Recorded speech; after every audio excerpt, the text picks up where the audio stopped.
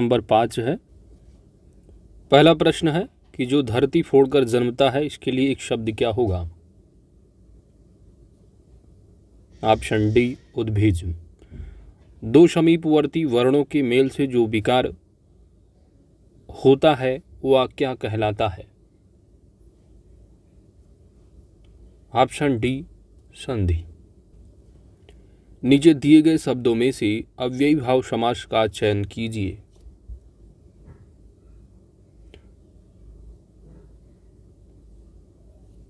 तो जिस समास में पहला पद अव्यय एवं दूसरा पद जो है वो संज्ञा हो और समस्त पद में अव्यय के अर्थ की ही प्रधानता हो उसे आप अव्ययी भाव समास कहोगे। जैसे कि दिया हुआ है आजीवन, तो आजीवन यानी कि जीवन भर, जीवन भर। अगला प्रश्न है परा, उपसर्ग का अर्थ क्या होगा? परा, परा उपसर्ग का जो अर्थ होगा वह होगा ऑप्शन बी उल्टा। निम्नलिखित विकल्पों में से तत्सम शब्द का चयन कीजिए। ऑप्शन सी निकृष्ट। विडौजा का पर्यायवाची शब्द बताना है। तो विडौजा जो शब्द पर्यायवाची होगा यहाँ पर वह इंद्र का है। ऑप्शन सी सही जवाब होगा। वैमनस्य का विलोम शब्द क्या होगा? Option B सौमनस्य। उद्धत का विलोम शब्द क्या होगा? ऑप्शन बी विनीत। किसी पर विजय पाने की इच्छा रखने वाला के लिए एक शब्द क्या होगा? ऑप्शन सी जिगीषु। तैरकर पार करने की इच्छा रखने वाला के लिए एक शब्द क्या होगा? Option D तितीर्षु। देव्यागमन का सही संधि विच्छेद करें। तो देव्यागमन का सही संधि विच्छेद होगा देवी प्लस आगमन। Option C. बीचों बीच में कौन सा समास है? तो बीचों बीच में जो समास होगा वह है अव्ययी भाव समास। Option B. कटहल का तत्सम शब्द क्या होगा? कटहल। Option A कंठफल। अच्छवाट का तद्भव रूप क्या है? अच्छवाट का तद्भव जो रूप होगा वह होगा अखाड़ा। ऑप्शन यहाँ पर डी सही जवाब होगा। जो कि अखरोट दे रखा है तो इसका अछोट होता है, अछोट होगा। पारिजाति का पर्यायवाची क्या होगा? पारिजात। ऑप्शन यहाँ पर ए सही जवाब है कल्पवृक्ष। विपरार्थक शब्द कौन सा है आपको बताना है। किसका विपरार्थक यानी विलोम? वो है पौर्वात्य का। ऑप्शन डी पाश्चात्य।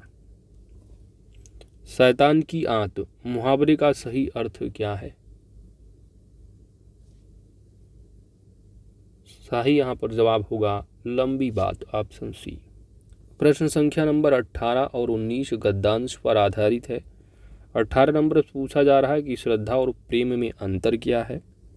19 नंबर में पूछा जा रहा है कि श्रद्धा एक आनंदपूर्ण कृतज्ञता है, कारण बताना है क्यों। तो श्रद्धा एक ऐसी आनंदपूर्ण कृतज्ञता है जिसे हम केवल समाज के प्रतिनिधि रूप में प्रकट करते हैं। श्रद्धा सदाचार पर श्रद्धा और अत्याचार पर क्रोध या घृणा प्रकट करने के लिए समाज ने प्रत्येक व्यक्ति को प्रतिनिधित्व प्रदान कर रखा है। यह काम उसने इतना भारी समझा है कि उसका भार सारे मनुष्यों को बांट दिया है। दो चार माननीय लोगों के ही सिर पर नहीं छोड़ रखा है, जिस पर समाज में सदाचार पर श्रद्धा और अत्याचार पर क्रोध प्रकट करने के लिए जितने ही लोग तत्पर पाए जाएंगे उतना ही वह समाज जागृत समझा जाएगा। श्रद्धा की सामाजिक विशेषता एक इसी बात से समझ लीजिए कि जिस पर हम श्रद्धा रखते हैं उस पर चाहते हैं कि और लोग भी श्रद्धा रखें। जिस पर हमारा प्रेम होता है उससे और 10-5 आदमी प्रेम रखें, इसकी हमें परवाह क्या इच्छा भी नहीं होती, क्योंकि हम प्रिय पर लोभवश एक प्रकार का अनन्य अधिकार या इजारा चाहते हैं। श्रद्धालु अपने भावों में संसार को भी सम्मिलित करना चाहते हैं, पर प्रेमी नहीं। तो यहाँ पर पहला प्रश्न पूछा जा रहा है कि श्रद्धा और प्रेम में क्या अंतर है। तो प्रेम के लिए आप सोचते हो केवल और केवल हम ही जो है वो प्रेम करें, जबकि श्रद्धा के साथ सोचते हो कि और 10-5 आदमी जो है वो श्रद्धा रखें। तो श्रद्धा एक जो है आप कह सकते हो सामाजिक है, जबकि जो प्रेम है वह व्यक्तिगत है। ऑप्शन यहाँ पर ए सही जवाब होगा। अगला प्रश्न है कि श्रद्धा एक आनंदपूर्ण कृतज्ञता है, क्यों? क्योंकि हम समाज के प्रतिनिधि के रूप में इसे प्रकट करते हैं। ऑप्शन डी सही जवाब होगा।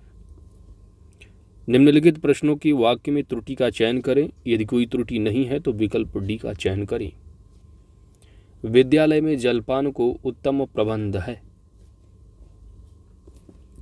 तो विद्यालय में बिल्कुल ये तो सही है। जलपान को क्या लिखा हुआ, को लिखा, जलपान का अगर होता तब बात बन जाती। जलपान का उत्तम प्रबंध है ना।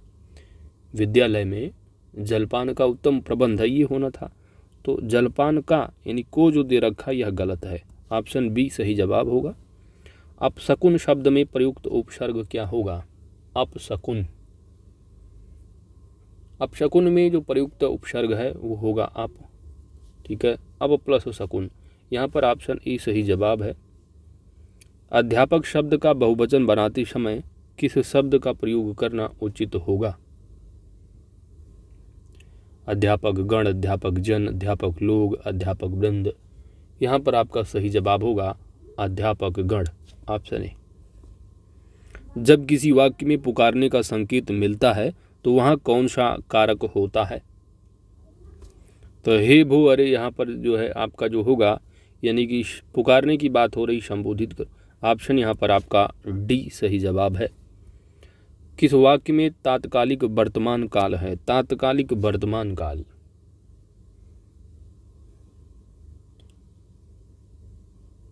यहाँ पर सही जवाब होगा तात्कालिक वर्तमान काल। मैं परीक्षा दे रहा हूँ। ऑप्शन ए सही जवाब होगा। अगला प्रश्न है निम्नलिखित शब्दों में से कौन सा शब्द पुल्लिंग है? पुल्लिंग। ऑप्शन सी गुलाब।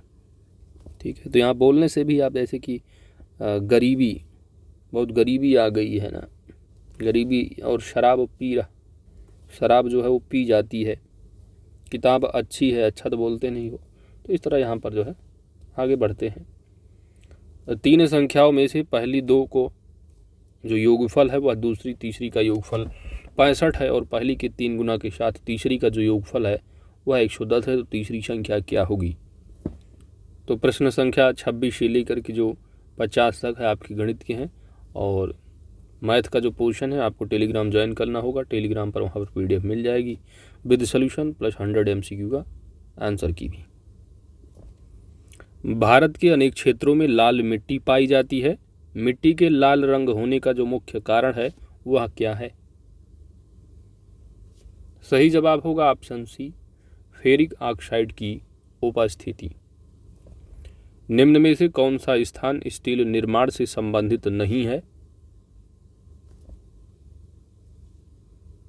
ऑप्शन यहाँ पर सी सही जवाब है, झरिया झारखंड का। ड्राकेंसबर्ग पर्वत किस देश में स्थित है? तो ड्राकेंस जो पर्वत है यह दक्षिण अफ्रीका में स्थित है, और इस पर्वत की जो ऊंचाई है वह 3482 मीटर की है। इस पर्वत का जो विस्तार है वो दक्षिण अफ्रीका तथा लेसोथो 2 देशों में है। दक्षिण अफ्रीका प्लस लेसोथो 2 कंट्रियों में। संयुक्त राष्ट्र संघ की जो सरकारी भाषाएं हैं वो क्या हैं? यूनाइटेड नेशन की ऑफिशियल लैंग्वेज। तो संयुक्त राष्ट्र की जो कितनी भाषाएं हैं? तो 6 तरह की भाषाएं हैं जिनको संयुक्त राष्ट्र के द्वारा यानी ऑफिशियल लैंग्वेज आधिकारिक भाषा के तौर पर दर्जा दिया गया है, उसमें कौन कौन सी भाषाएं हैं? तो सिंपल सी बात है, एक कॉमन लैंग्वेज होती है दैट इज इंग्लिश। तो पहली अंग्रेज़ी हो गई, दूसरी जो है वो फ्रेंच है, ठीक है, फ्रेंच है, और तीसरी जो होगी चाइनीज है, ठीक है, और रूसी है। तो इंग्लिश, फ्रेंच, चाइनीज, रूसी 4 हो गई, और अरबी है, ठीक है, अरबी, और छठी जो होगी वो होगी स्पेनिश। तो 6 लैंग्वेज है ऑफिशियल। तो यहाँ पर सही जवाब आपका बनेगा ऑप्शन ए। उत्तर प्रदेश में अमरूद प्रधानतः कहाँ उगाया जाता है? अमरूद, सही जवाब बनेगा ऑप्शन डी, प्रयागराज। चलिए अगला जो प्रश्न है वह उत्तर प्रदेश का राज्य पक्षी पूछा जा रहा है। तो उत्तर प्रदेश का जो राज्य पक्षी है वो है सारस। ऑप्शन यहाँ पर बी सही जवाब होगा। तो ये जो कि क्रेन है, ठीक है, तो ये नाम भी क्रेन लग रहा है आपको। तो ये सबसे लंबा उड़ने वाला पक्षी है और इसका वास स्थान जो है भारतीय उपमहाद्वीप, दक्षिण पूर्वी एशिया तथा उत्तरी ऑस्ट्रेलिया में है। सारस का जो वैज्ञानिक नाम है यदि पूछा जाता है तो सारस का जो वैज्ञानिक नाम है वो है ग्रस एंटिगोन। ग्रस एंटिगोन। निम्नलिखित में से कौन सुमेलित नहीं है, आपको बताना है। ऑप्शन यहाँ पर आपका डी सही जवाब होगा, MS power point.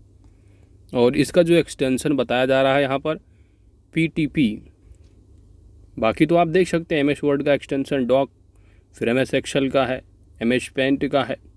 MS power point का जो एक्सटेंशन होता है वो PPT होगा, ठीक है, PPT, इसलिए गलत है। अगला प्रश्न है कि कंप्यूटर में डाटा का किस रूप में भंडारण होता है? यहाँ पर सही जवाब होगा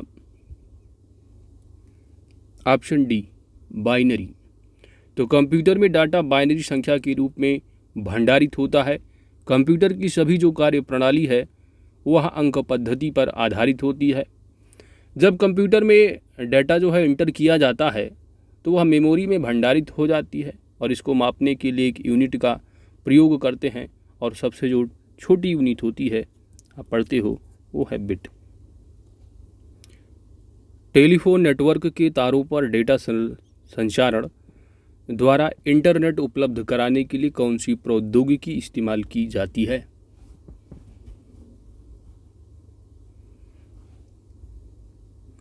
तो DSL को यूज़ किया जाता है, DSL that is digital subscriber line. Option यहाँ पर डी सही जवाब होगा। निम्न में से कौन सा मौलिक अधिकार नहीं है? तो सभी के सभी इसमें जो फंडामेंटल राइट दे रखे हैं, क्षमता का अधिकार है, शोषण की विरुद्ध अधिकार हो गया आपका, और धर्म की स्वतंत्रता का अधिकार, सभी का अधिकार मौलिक अधिकार है। लेकिन जो हड़ताल का अधिकार है यह मौलिक अधिकार नहीं होता है। ऑप्शन यहाँ पर सी सही जवाब होगा। संविधान में कितने प्रकार के आपातकालों का प्रावधान किया गया है? यहाँ पर सही जवाब होगा ऑप्शन सी, 3 प्रकार की। तो जिसमें कि 352 आर्टिकल पढ़ते हो तो 352 के तहत राष्ट्रीय आपातकाल की घोषणा, 356 पढ़ते हो, 356 के तहत जो राज्य में राष्ट्रपति शासन की बात करता है 356, और इसके बाद 360 है जो कि जो फाइनेंस यानी कि वित्तीय आपातकाल है। ऑप्शन यहाँ पर आपका सी सही जवाब है। तो 3 प्रकार के आपातकाल के आर्टिकल हैं, 352, 356 और 360। 352 आपका जो राष्ट्रीय आपातकाल नेशनल इमरजेंसी की बात करता है, 356 आपका प्रेसिडेंट रूल है, और 360 आपका जो फाइनेंशियल इमरजेंसी है। पंचायती राज प्रणाली के किन 2 राज्यों में लागू की गई है? पंचायती राज प्रणाली पहले किन 2 राज्यों में लागू की गई? तो पंचायती राज प्रणाली को आप पढ़ते हो कि 2 अक्टूबर 1959 ईस्वी को 2 अक्टूबर 1959 ईस्वी को जो है वो पंडित जवाहरलाल नेहरू के द्वारा नागौर राजस्थान से स्टार्ट किया गया था। फिर आंध्र प्रदेश में भी तो 2 राज्य जो होंगे आंध्र प्रदेश और राजस्थान, ऑप्शन ए सही जवाब होगा। अगला है आपका सूची 1 और सूची 2 को सम्मिलित करना है, सही उत्तर का चयन करना है। और ये अंतर्राष्ट्रीय रेखाएं दे रखी हैं और किन किन कंट्री के बीच है यहाँ पर आपको मिलान करना है। तो सबसे अधिक जो आप पढ़ते रहते हो रेड क्लिफ रेखा यदि आप देखोगे तो भारत और पाकिस्तान के बीच है। तो यदि आपका इससे एलिमेंट हो जा रहा है तो पढ़ने की कोई ज़रूरत नहीं है, क्योंकि 100% आप कंफर्म हो। तो सी का 2 और 2 केवल और केवल सी में है, ऑप्शन यहाँ पर सी सही जवाब हो जाएगा। बाकी और उसके बाद यदि आप पढ़ोगे तो डूरंड लाइन की बात करोगे, और डूरंड जो है वो अफ़गानिस्तान और पाकिस्तान के बीच होगी। मैकमोहन तो भारत और चीन के बीच बात करेगा, तो वी का 3 है ना, और डी का 1 मैग्नीटार जर्मनी और फ्रांस के बीच है। तो ऑप्शन यहाँ पर सी सही जवाब है। किसानों को उनकी फसलों के लिए न्यूनतम समर्थन मूल्य की सिफारिश किसके द्वारा की जाती है? सही जवाब बनेगा आपका CACP के द्वारा, यानी कृषि लागत एवं मूल्य आयोग द्वारा, ऑप्शन बी। भारतीय कृषि में निम्न उत्पादकता का जो कारण है वह क्या है? निम्न उत्पादकता का कारण तो जोत का छोटा आकार होना, उत्पादन की पिछड़ी तकनीकी, कृषकों की निम्न आय, उपर्युक्त सभी, ऑप्शन डी सही जवाब है। किस आंदोलन के सफल नेतृत्व के बाद रविंद्रनाथ टैगोर ने गांधी जी को पहली बार महात्मा कहा? तो गांधी जी का जो पहला सत्याग्रह रहा है, ऑप्शन यहाँ पर आपका ए सही जवाब होगा, चंपारण का सत्याग्रह। कब का रहा है? तो वर्ष 1917 ईस्वी का। एनी बेसेंट कांग्रेस की प्रथम महिला अध्यक्ष किस वर्ष बनी थी? एनी बेसेंट कांग्रेस की प्रथम महिला अध्यक्ष के रूप में कब, यहाँ पर वर्ष आपको बताना है। तो यहाँ पर आपका सही जवाब बनेगा दोस्त कलकत्ता वाला, यानी 1917। यहाँ पर ऑप्शन आपका ए सही जवाब होगा।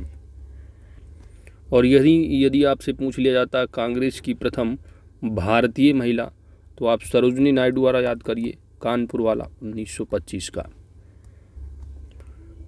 वर्तमान समय में उत्तर प्रदेश में कुल कितने नगर निगम हैं? तो वर्तमान में जो टोटल नगर निगम है उत्तर प्रदेश में वह 17 हैं, और लेटेस्ट यदि आपसे पूछा जाता है तो शाहजहांपुर का होगा 17वां। ठीक है। पूर्ण स्वराज का प्रस्ताव कांग्रेस के किस अधिवेशन में पारित किया गया था? पूर्ण स्वराज, ऑप्शन यहाँ पर आपका लाहौर अधिवेशन, ऑप्शन बी सही जवाब होगा। तो दिसंबर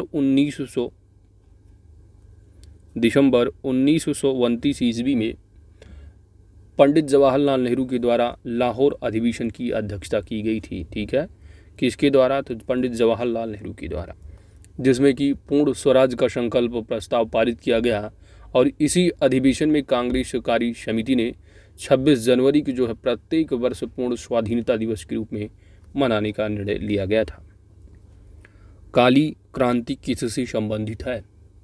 काली क्रांति किसके उत्पादन से संबंधित होगा?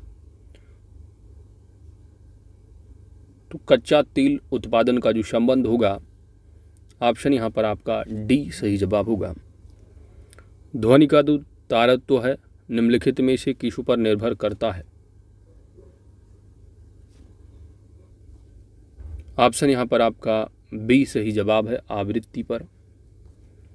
निम्नलिखित में से कौन सा पादप समूह नाइट्रोजन की कमी वाली भूमि में उगता है?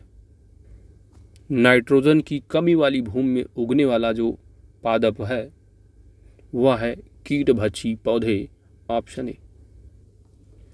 अगला है कि वाराणसी में स्थापित किया गया international cooperation and convention centre Rudraksh किसके सहयोग से बनाया गया है? ऑप्शन यहाँ पर आपका सी सही जवाब है, जापान के सहयोग से। विश्व की सबसे बड़ी चिड़ियाघर के निर्माण की घोषणा हाल ही में किस देश में की गई है? अपनी प्यारी भारत में। और इसको बनाने वाला जो है वो है RIL, that is Reliance industries limited. होगा कहाँ पर? तो ये मुकेश अंबानी साहब हैं कहाँ के? गुजरात की। ठीक है, ये गुजरात में ही स्थापित किया जाएगा, इसका निर्माण होगा। ठीक है, इस तरह आप याद रखिएगा। तो रिलायंस इंडस्ट्री ने देश के सबसे बड़े चिड़ियाघर के निर्माण की जो घोषणा है वह गुजरात में, कहाँ पर? जामनगर में। कितने एकड़ में होगा? 280 एकड़ में। निम्नलिखित में से कौन सी योजना कौशल विकास से संबंधित नहीं है? तो यहाँ पर जो आपका डी ऑप्शन है, राष्ट्रीय पोषण मिशन, इसका संबंध स्किल डेवलपमेंट से नहीं है। इस योजना का संबंध सिंपल सी बात है, ये जो योजना है वो बच्चों, गर्भवतियों में स्तनपान कराने वाली महिलाओं तथा किशोरियों के लिए पोषण संबंधी परिणामों में सुधार लाना है। और राष्ट्रीय पोषण मिशन की जो शुरुआत की गई थी कहाँ से? तो झुंझुनू का जो राजस्थान है। ठीक है, झुंझुनू कहाँ है? तो राजस्थान में है। कब हुई थी राष्ट्रीय पोषण मिशन की शुरुआत? तो 8 मार्च 2018 को, इसके द्वारा, तो भारत के प्रधानमंत्री नरेंद्र मोदी के द्वारा। 76 नंबर यानी 76 से लेकर 100 तक आपको ग्राम विकास से संबंधित प्रश्न होंगे। पहला प्रश्न है कि ग्राम विकास क्या है? तो काम और आय के अवसरों का प्रावधान करना, प्राकृतिक, भौतिक और मानवीय संसाधनों का उपयोग करना, सुरक्षा और संवर्धन। तो आपका यहाँ पर सही जवाब बनेगा उपयुक्त सभी। सामुदायिक विकास कार्यक्रम का जो प्रमुख उद्देश्य था वह क्या था? सामुदायिक विकास कार्यक्रम का जो प्रमुख उद्देश्य रहा है वो ग्रामीण क्षेत्रों में भौतिक एवं मानवीय संसाधनों का संपूर्ण विकास सुनिश्चित करना, लोगों की मानसिक सोच को परिवर्तित करना, ग्रामीण लोगों के जीवन स्तर को ऊपर उठाना। उपरोक्त सभी। Option D. किसने कहा था भारत गांव में बसता है और गांव के विकास के बिना देश का विकास नहीं हो सकता है? तो राष्ट्रपिता महात्मा गांधी जी ने कहा था। ऑप्शन यहाँ पर सी सही जवाब होगा। जैसा कि आप घटना चक्र को अच्छे से कवर कर ली हो तो पढ़े होंगे कि लगभग 68% जो आबादी है वह गांव में ही रहती है और अधिकतर निर्धन गांव में ही जो है बसते हैं। ग्रामीण निर्धनों को मुख्य रूप से कितनी श्रेणियों में बांटा जा सकता है? तो गरीबी उन्मूलन कार्यक्रम के तहत ग्रामीण निर्धनों को मुख्य रूप से जो है 3 श्रेणियों में बांटा जा सकता है। पहला तो भूधारक, पहली श्रेणी है भूधारक की, और दूसरी श्रेणी होगी दक्ष या कुशल, और तीसरी जो श्रेणी बनेगी वो है भूमिहीन और अकुशल। तो यहाँ पर आपका 3 श्रेणी होंगी। Option C. निम्नलिखित योजनाओं में से कौन सी योजना ग्राम विकास योजना से संबंधित है? तो मनरेगा, प्रधानमंत्री आवास योजना ग्रामीण, राष्ट्रीय ग्रामीण आजीविका मिशन। उपरोक्त यहाँ पर सभी की सभी आपका सही जवाब होगा। ग्रामीण अर्थव्यवस्था काफ़ी हद तक निर्भर करती है किस पर? सिंपल सी बात है, कृषि गतिविधियों पर। ऑप्शन यहाँ पर आपका ए सही जवाब होगा। अनुसंधान व्यापक रूप से अध्ययन करता है। अनुसंधान के उद्देश्य को 4 श्रेणियों में विभाजित किया जा सकता है और यहाँ पर पूछा गया है व्यापक रूप से जो अध्ययन करता है। तो अनुसंधान जो है समग्र रूप से ज्ञात तथ्यों और विचारों की समग्र जानकारी एवं अध्ययन के लिए समस्या की पहचान और चयन के प्रथम और सर्वाधिक महत्वपूर्ण चरण की जो है वो रचना करता है। तो यहाँ पर आप कह सकते हो दोनों के दोनों जो कथन दिए हैं ए और बी दोनों के दोनों बिल्कुल सही हैं। ऑप्शन सी सही जवाब होगा। अनुसंधान क्या उद्देश्य पूछा जा रहा है? तो अनुसंधान का जो उद्देश्य होगा बेसिकली 4 श्रेणियों में। पहला अन्वेषण करना, दूसरा है वर्णन करना, और तीसरा होगा प्रयोग करना और चौथा हो जाएगा निदान करना। उपयुक्त तो सभी ऑप्शन डी सही जवाब होगा। राष्ट्रीय ग्रामीण स्वास्थ्य mission that is national rural health mission की जो शुरू किया गया था, प्रारंभ किया गया था, वह कब किया गया था, डेट आपको पूछा जा रहा है। तो राष्ट्रीय ग्रामीण स्वास्थ्य मिशन की जो शुरुआत है वह 12 अप्रैल 2005 को की गई थी। ऑप्शन यहाँ पर ए सही जवाब होगा। सामुदायिक विकास योजना को तकनीकी सहायता किस देश से प्राप्त हुई थी? सामुदायिक विकास योजना को तकनीकी सहायता किस देश से प्राप्त हुई थी? ऑप्शन यहाँ पर डी सही जवाब है, अमेरिका। बलवंतराय मेहता समिति ने पंचायती राज व्यवस्था के किस स्वरूप को सुझाव दिया था? तो यहाँ पर आपका सही जवाब बनेगा त्रिस्तरीय, ऑप्शन डी।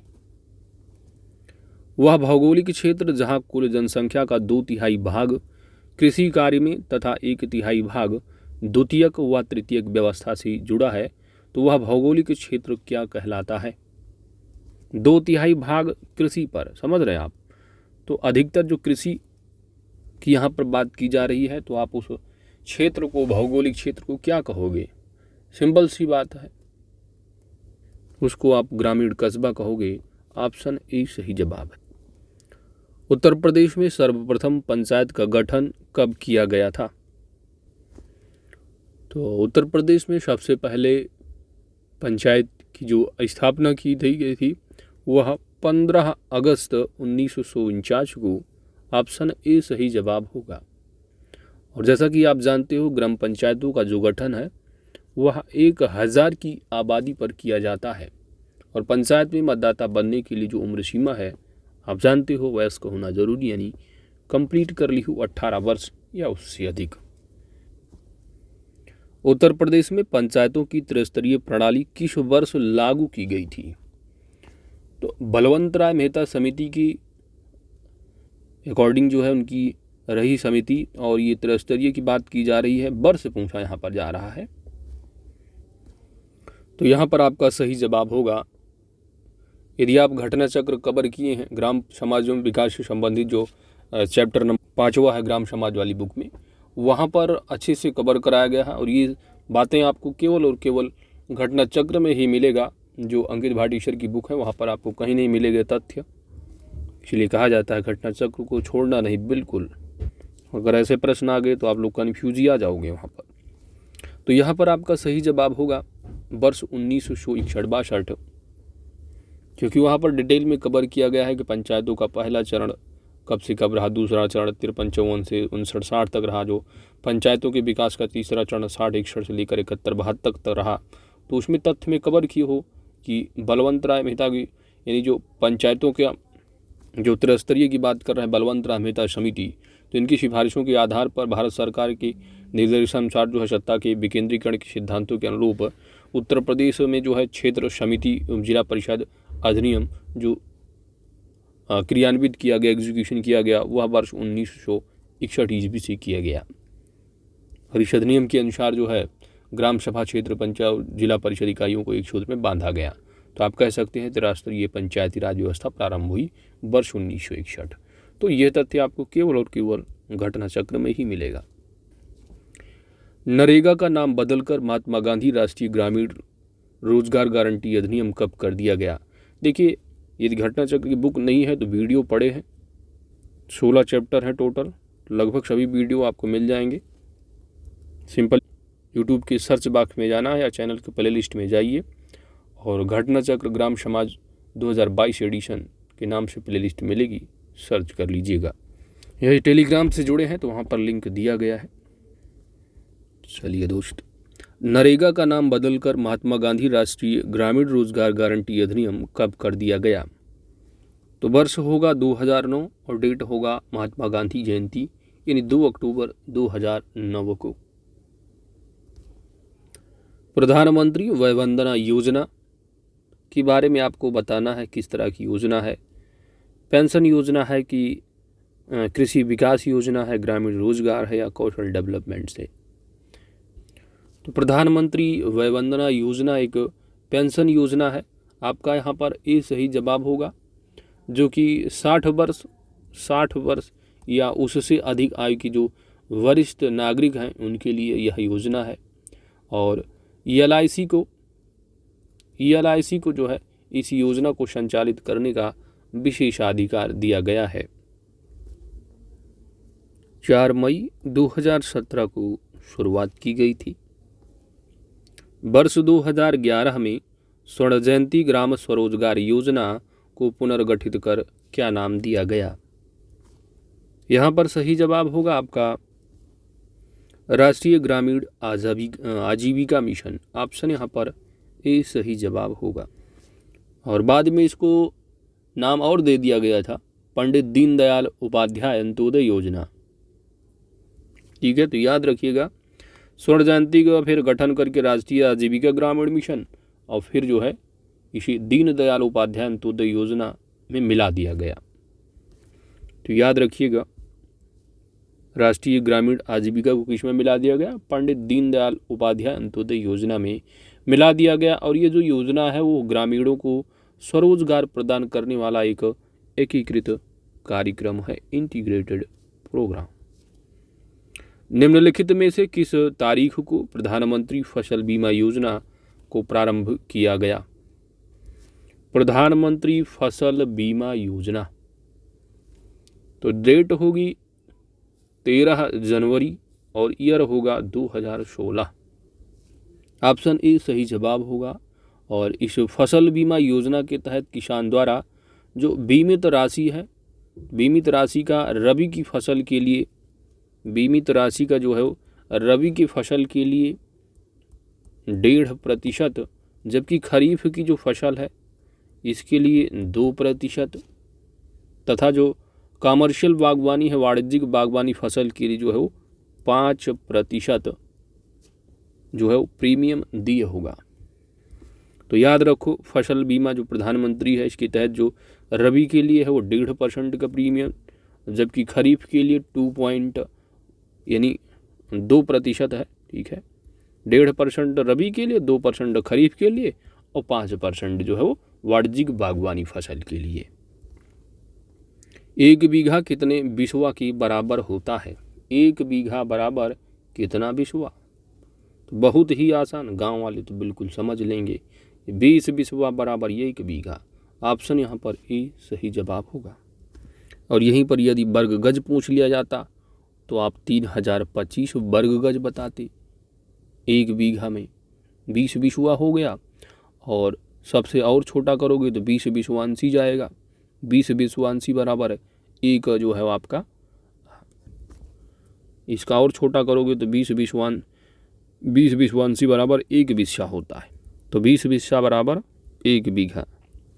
घटा चक्र का चैप्टर नंबर 16 कवर कर लो, वहाँ पर भूमि पैमाइश, उसी से आपको प्रश्न मिल जाएगा देखने को। उत्तर प्रदेश में चकबंदी सर्वप्रथम जो है किस जनपद में प्रारंभ की गई है? सबसे पहले, तो सबसे पहले आप जानते हो